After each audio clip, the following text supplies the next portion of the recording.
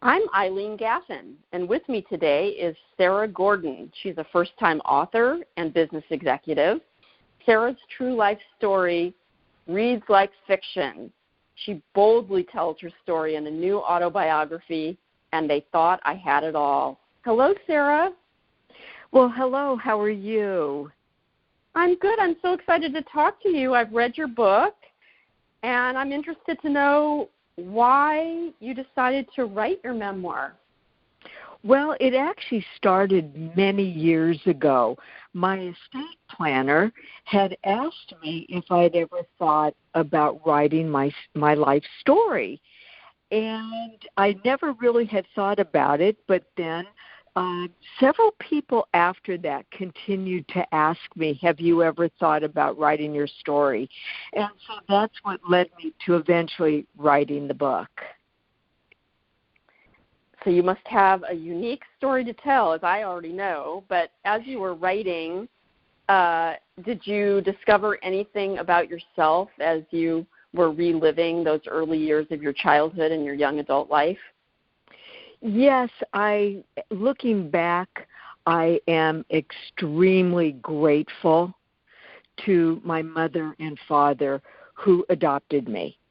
They gave me a wonderful life, and I was truly loved.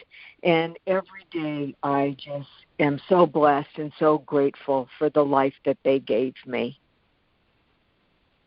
Well, I don't think that our listeners are going to get an idea of some of the things that you went through in your life before we, get into some other topics. Just at a high level, when you said that your friends and family had approached you over the years about writing your life story, why did they do that? What did they know about you that, ask you that? Going back to my estate planner, what he originally had said to me was, he said, I've had so many clients and I have known so many people over the years, and you truly have had a very interesting life. And that seemed to come across from people that knew me also. That was the one, they all seemed to say the same thing. You've had such an interesting life. Have you ever thought about writing your story? Mm-hmm. And the title, And They Thought I Had It All, from the outside, it looks like you have it all. And as you read through your life story, there's elements of dysfunctional family life, dysfunctional marriage. What did you do to cope and ultimately thrive through that? I was truly blessed to have a great support system. And as I look back, I had an aunt that when I was going through the difficult times with my marriage and ultimately with the birth of my son, I was able to call her, and I would spend hours upon hours talking with her. And it really helped me over the years to be able to cope with a lot of just talking to her basically. It really helped me quite a bit over the years. Having that support system. Having that wonderful support system and knowing that I could call her.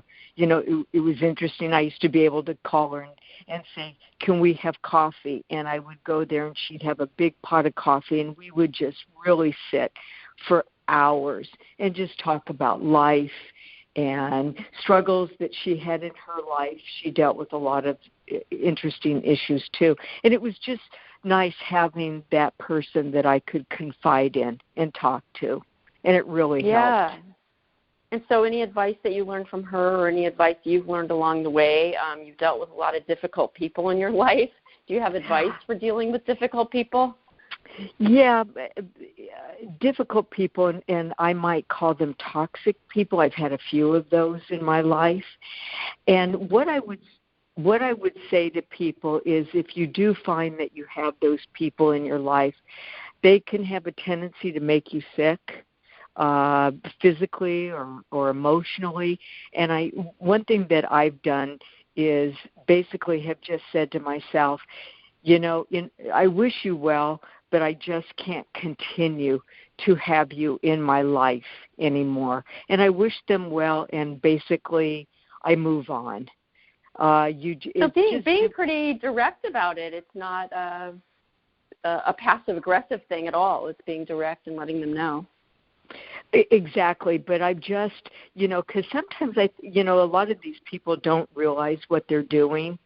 And so if you, what I find, if you try to have a conversation, it's very difficult. So it's just better just to really just release them yourself and move on, and just, really don't have them in your life anymore. And really, it has, over the years, it has made me feel better not to have them in my life. It helped you to move forward. Help me to move forward. Exactly. Well, in the book, you write about giving birth to a baby boy and immediately learning that your baby wasn't well. Tell us about that experience and raising a child with special needs. Well, it was very difficult, especially in the beginning.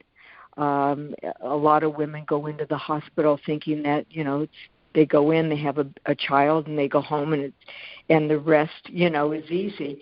But when you have a child that's born that's not well, my son was extremely ill when he was first born, and he was in the hospital for 52 days, the first 52 days of his life. That was difficult, dealing with doctors and everybody throwing a lot of information at you at one time. But I will tell you what followed after that, once we brought him home, what I found to be very difficult was all of the friends that I thought we were friends, one by one, they stopped calling. They stopped coming to see us. And that was very difficult, very, very, and very surprising. And as my son got older, because of that, he really did not have a lot of friends growing up. And it's anyone that's had a child with special needs will know what I'm talking about. You're isolated. People don't really want to come around you. And so what happens is you really end up leaning on your family for support because you don't have your friends to help you through. So it really goes back to that support system again, but they're hard to find. Exactly. That's absolutely right. It was a very difficult time, very difficult, not only for my son, but for my husband and I.